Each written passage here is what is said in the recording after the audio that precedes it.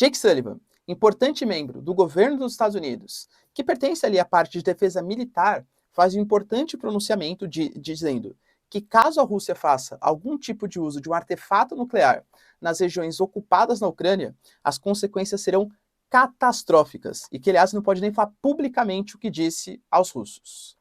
Alguns referendos já estão acontecendo, né? Está no meio do processo, acaba na terça-feira, e algumas pesquisas bocas de urna já indicam, por exemplo, que em Zaporizhia, 93% da população quer pertencer à Rússia, quer sair da Ucrânia e ser anexada pelos russos. Quais serão as consequências, hein? Será que a Rússia, inclusive, está perdendo apoio? A gente vê que as manifestações elas são crescentes no território da Rússia, já passam de 2 mil pessoas presas. O Putin, ele editou um decreto que soldados que se recusarem a participar, que forem convocados a se recusarem, 10 anos de prisão, e nenhum país da Europa, excetuando o Belarus, por enquanto, apoiou esse processo de referendo. Nem mesmo tradicionais aliados, como Sérvia, por exemplo, e Hungria. Sergei Lavrov fala na ONU que apoia, finalmente, né, declaradamente assim, apoia a entrada do Brasil e da Índia no Conselho de Segurança Permanente da ONU e fala também de mais um país que pertence à África, não falando ainda qual país é esse. E por fim, a gente teve também a China tendo algumas declarações bastante fortes, também na Assembleia Geral da ONU, falando sobre a questão de Taiwan. Diz também que medidas energéticas serão tomadas caso haja algum tipo de ajuda militar ou reconhecimento de não uma única China, mas sim da independência de Taiwan. Será que ainda dá para acreditar nos chineses? Se vocês querem entender um pouco mais sobre esses assuntos, e muito mais também sobre geografia, geopolítica, atualidades, política, polêmicas, enfim, tudo para você se manter sempre bem atualizado, já se inscreve no canal, deixa seu like, compartilha esse vídeo, que eu, professor Ricardo, conto muito com a sua ajuda. Belezinha? Pessoal, para quem não sabe, sou candidato a deputado estadual pelo estado de São Paulo e estamos na última semana pré-eleição, hein? Eu estou ficando muito feliz, galera, muito satisfeito porque o apoio ele vem sendo cada vez maior e muito constante parte de vocês. Eu deixo meu link aqui na descrição, ó. Você pode me procurar, fazer qualquer pergunta sobre qualquer tema relacionado, claro, né? à esfera de deputado estadual, sobre meus projetos e tal. E também no link da descrição eu tenho algumas das minhas principais propostas. Não estou usando fundo eleitoral, é por questão ética e questão de respeito ao dinheiro e como compromisso também de sempre fazer o uso mais, assim, racional dos recursos públicos. Eu quero ser representante da população paulista na Lesp e me vejo como um funcionário público e que deve sim muita satisfação a quem vai ser o seu eleitorado e para toda a população paulista, por mais de 44 aí, milhões de habitantes. Posso contar com seu apoio, pessoal? Me chama lá no WhatsApp, vem conversar comigo que eu quero te convencer também que eu posso ser o seu candidato. Tamo junto? Não esquece de me divulgar também, hein? O boca a boca, galera, para eu que não tô gastando milhões em campanha, vai ser assim, essencial para a gente conseguir levar essa eleição. Beleza? Então bora lá pro vídeo, pessoal. Seguinte, a gente teve algumas notícias importantes relacionadas, por exemplo, aos Estados Unidos.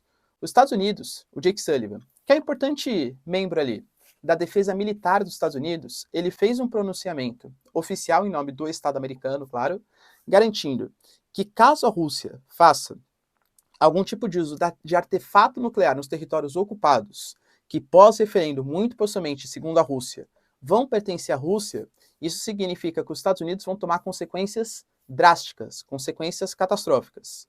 Inclusive, nem quis falar publicamente na entrevista que ele concedeu quais seriam essas consequências catastróficas, mas que a Rússia sabe muito bem o que está sendo falado. Qual foi a interpretação da Rússia para esse fato? Que segundo a Rússia, tá? Eles nunca disseram à Rússia que eles vão usar os artefatos nucleares para um possível ataque. O que eles estão dizendo, na verdade, é que o território, pelo plebiscito, pelo referendo que eles vão fazer, vai ser russo, e a população concorda com isso, claro, segundo o referendo deles, tá? E que por conta disso, qualquer tipo de ataque à Rússia seria, até está na própria Constituição da Rússia, que eles poderiam usar algum tipo de artefato nuclear. Mas a Rússia não está mudando sua política de Estado, segundo a Rússia.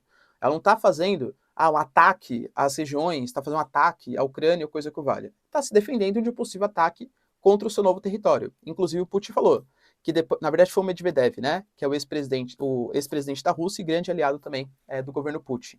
Falou que a Rússia ela não vai fazer qualquer tipo de modificação. Poxa, fez o referendo, fez a consulta popular e a população quer pertencer à Rússia, não tem volta. Vai ser território considerado dos russos, tá? A Rússia disse que, na verdade, então, essa retórica dos Estados Unidos falando que a Rússia está sendo agressiva, vai usar armas nucleares para ataque, Isso só é algum tipo de desculpa, de justificativa, para fazer um apoio ainda maior ao território ucraniano. A gente está falando financeiramente, militarmente, estrategicamente, né? E principalmente a partir de artefatos e equipamentos militares.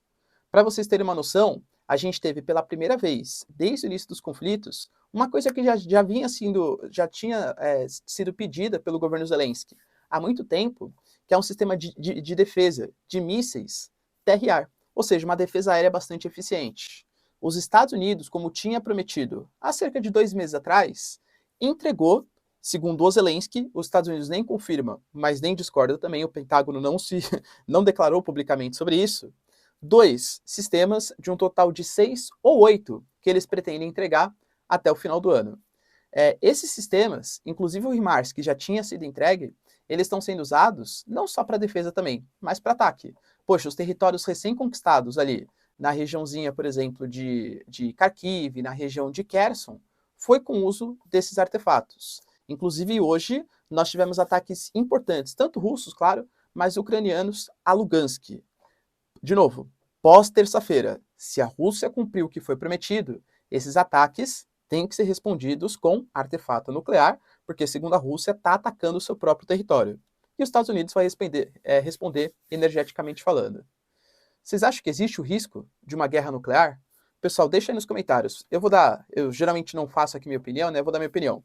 Eu acho que existe sim a chance da Rússia usar algum tipo de arma nuclear. Mas claro que uma arma nuclear tática. Uma arma nuclear que às vezes tem um raio pequeno assim, para quem está lá, claro que é extremamente destrutivo, mas não uma coisa para destruir a Ucrânia, claro que não, porque seria respondido pelo mundo ocidental, mas uma arma nuclear tática para causar medo nos ucranianos e impedir possíveis novos equipamentos, armamentos, eu acho que isso deve ser feito sim pelos russos. Se o mundo ocidental vai responder a isso com o uso de armas nucleares também, aí é pagar para ver. Vamos ver quem vai dar o truco por último. Truco 6, 9, 12, né? Enfim, acabou o mundo. Né? Então, acho que a gente está num momento bastante tenso, sim, tá? Bom, além disso, galera, a gente teve notícias importantes também relacionadas à questão do recrutamento. O Putin anunciou, né, a mobilização parcial e tal, editou um decreto que fala que estudantes não serão convocados para participar, pois isso é uma coisa, enfim, né, importante, mas aqueles militares que já foram servir em algum momento, seja quanto tempo for, eles vão ser recrutados. É bem importante essa diferença, porque até agora, quem estava indo combater era somente quem era o cara que queria ir para a Ucrânia. Agora não, o cara vai ser obrigado a ir. Por isso que a gente teve fugas em massas para a Geórgia, para a Sérvia, para a Armênia, enfim. Geralmente locais que não exigem passaporte, né, dos russos ou que fazem uma fronteira física aí. Pessoas que não quiseram ir, já teve hoje mais de 2.000 pessoas que foram presas. Eu até não sei para vocês, né, que aumentou as buscas no Google, por exemplo, de como quebrar seu braço, como quebrar sua perna, para não ser convocado pelo governo Putin. E a gente teve também um anúncio, pessoal, de que poucos países europeus estão apoiando essa causa. E aí, talvez tenha decepcionado um pouco o governo Putin. Por quê? Por enquanto, o Lukashenko, que é de Belarus, né? Ele foi o único que se pronunciou oficialmente, falando realmente a gente acha que os referendos eles são válidos. Mas quando a gente pega, por exemplo, membros da União Europeia, ou que não são da União Europeia, mas são da Europa, e aliados à Rússia, eu cito para vocês o Viktor Orbán, da Hungria, e o Vučić, o Viktor Orbán não se pronunciou oficialmente, disse a mesma coisa de sempre, né? A gente não vai apoiar sanções contra a Rússia, a gente nunca vai sancionar a Gazprom, essas coisas, demonstrando certo apoio ao Putin, mas não falou sobre a questão dos referendos, se vai reconhecer. E a Sérvia do Vučić falou de maneira formal, a gente não reconhece os referendos como oficiais. Até porque a gente sabe que a Sérvia tem uma série de movimentos separatistas ali, né? A gente pode falar de Kosovo, por exemplo, Vojvodina, enfim, né? Aquela região da antiga Iugoslávia é extremamente complicada. Então, talvez, apoiar um separatismo, um plebiscito, seria um pouco hipócrita por parte dos sérvios. Né? A gente chama de efeito dominó. Pô, se você apoia ali, por que você não apoia movimentos internos do país? Será que significa uma perda de apoio do Putin? E aí, galera, o que você pensa? Enquanto isso, Sergei Lavrov, que é o ministro das Relações Exteriores da Rússia, ele fez um discurso na Assembleia da ONU e disse, para fazer até, né, um charminho, uma aproximação aí com a Índia e com o Brasil, que são membros dos BRICS, mas são aqueles que jogam meio que nos dois times, né? Aliado do mundo ocidental, aliado do mundo oriental, falando que apoia os dois países a fazerem parte do Conselho de Segurança Permanente da ONU. A gente sabe, galera, que existe há décadas um grupo chamado de G4 ONU, formado por Brasil, Índia, Japão e Alemanha, tá?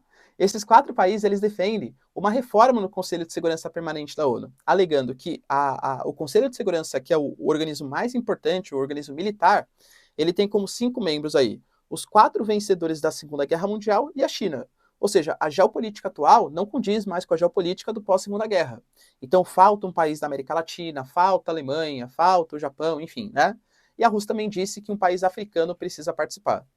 Cara, é uma demonstração importante, claro, tá? Mas não acho que seja uma coisa tão efetiva assim. Ah, também é importante. Ele falou que não pretende acabar com o poder de veto. Então, na prática, a ONU vai continuar inoperante como sempre. Porque pode colocar quantos países quiser. Se todos tiverem poder de veto, fica ainda mais difícil de algum tipo de medida ser tomada. Porque Rússia e China, e Estados Unidos e os países ocidentais jogam em lados opostos, né? Então, um fica vetando o que o outro se propõe. Né? Então, na prática, acho que não vai ter grandes alterações aí. Tá bom? E para finalizar também, a China, também em discurso na Assembleia Geral da ONU, fez um discurso, só que foi meio visto com, sabe, meio que um pouco de desdém dos países ocidentais. Olha o perigo, olha como a geopolítica é complicada, né? A China, claro, no seu aniversário, galera, de 70 anos, por exemplo, da Revolução Chinesa, em 2019, fez ali um desfile militar gigantesco, com míssil de capacidade interbalística, capacidade de chegar nos Estados Unidos e tal. Então era visto como um país com uma expansão do hard power muito grande. Quando a Nancy Pelosi ela anunciou a visita a Taiwan, quebrando o conceito de ambiguidade estratégica e, pisando num território que que a China não reconhece como independente, o Xi Jinping e a própria mídia chinesa, na verdade, mais a mídia chinesa do que o Xi Jinping nominalmente falando, né? Falou, se ela pisar, pode ter algum tipo de atentado, a gente vai fazer uma incursão em Taiwan e tal. No final das contas, qual foi a resposta? Não só da visita da Nancy Pelosi, mas também de ministros ingleses, depois foram senadores americanos, tal. Foi todo mundo lá, todo mundo entre aspas, visitar Taiwan. Qual foi a resposta da China? Exercícios militares. Poxa, foi mais intenso? Foi, mas era coisa que a China já fazia também. Rondas aéreas, caças, navios, tal, bloqueio. O bloqueio foi um pouco mais intenso, claro, mas não foi uma intervenção militar. E aí você perde um pouco de credibilidade. Talvez, poxa, se a China não tivesse prometido nada e tivesse feito exercícios militares, opa, a China está querendo fazer alguma coisa. Mas agora, falar tão grosso no começo, ameaçar os Estados Unidos e no final das contas ficar só nos exercícios militares, meio que pegou muito mal para a China, né? Militarmente e geopoliticamente falando. É o que eu disse da Rússia também. Vamos falar que terça-feira todos os referendos ali acabaram, tal, foi conferido lá a votação, e beleza, todos os territórios ali, 93, 94, 95, é tudo da Rússia. A Ucrânia faz um ataque com o HIMARS, e aí a Rússia não responde. Entende que enfraquece a Rússia? Por isso que eu acho que a Rússia vai tomar algum tipo de atitude. E aqui não é uma torcida, claro. Para mim, torcida é pela paz. É mais uma análise geopolítica. Muitos de vocês confundem, né? O professor é russo, o professor é OTAN. Galera, eu não torço para ninguém. Eu torço pela paz e faço análises geopolíticas. É bem diferente, tá? Aqui o processo. Mas a China se pronunciou oficialmente, falando que qualquer país que ajudar militarmente Taiwan vai ter também uma resposta energética por parte da China. Lembrando que os Estados Unidos, por contrato, tem obrigatoriedade de reconhecer uma única China. Não existe Taiwan como independente. Os Estados Unidos reconhece só a República Popular da China, mas também tem compromisso de ajudar militarmente Taiwan. Você acha que os Estados Unidos vão deixar de ajudar militarmente Taiwan por conta dessas ameaças chinesas? Eu, particularmente, desde que aconteceu com a Nancy Pelosi, não creio mais nisso. Será que vai ter coragem? Inclusive, até rolaram alguns rumores que o Xi Jinping estava perdendo popularidade, que ele quase sofreu algum tipo de golpe militar na China, que ele estava sumido, tem que voltar para o país. Eu não passei aqui para vocês porque eu só passo notícias oficiais ou que tem alguma fonte de veracidade um pouco maior. Mas há rumores, tá? Se confirmar, eu prometo que eu trago aqui para vocês. Tamo junto, pessoal? Belezinha? Poxa, se vocês curtiram o vídeo, já deixa seu like e se inscreve no canal. Não esqueça, pessoal, Ricardo Marcílio, 23333. Eu conto muito com o seu voto, muito com o seu apoio e quero que você me procure para solucionar qualquer tipo de dúvida, para eu te convencer a você a votar em mim. Tamo junto? É isso aí, galera. Beijos, abraços e tchau, tchau.